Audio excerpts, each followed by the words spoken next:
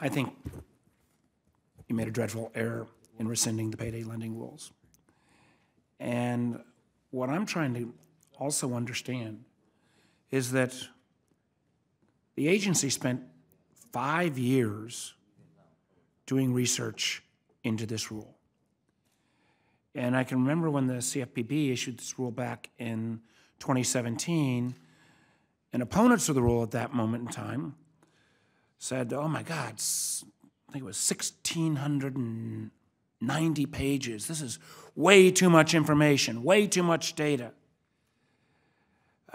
Now, when you rescind, you are basically throwing all that data and all that information out for this new approach. What has factually changed that undermined the 5 years of data and research that went into the original payday rule, lending rule, that has allowed you to make this determination? Senator, if I could, the full record from the prior rulemaking is absolutely part of the process going forward. So that's an important thing that I would just. But that full rulemaking included conclusions that were indicated based upon the senator from Maryland's criteria that this was a rule that was well needed to protect a whole host of consumers. The fact that we're now, all this work is kind of in a sense thrown out. What has factually changed in the underlying analysis that has allowed you to, I believe, rather arbitrarily throw out this rule?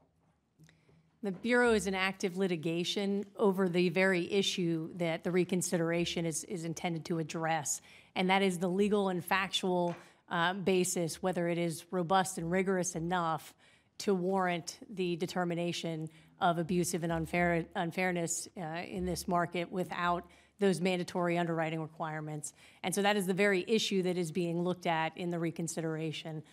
Respectfully, we remember how long this rule took to put in place. We remember how much research was done. I don't believe you've got a factual basis. I think this was a politically driven decision, and I'm deeply concerned by your decision.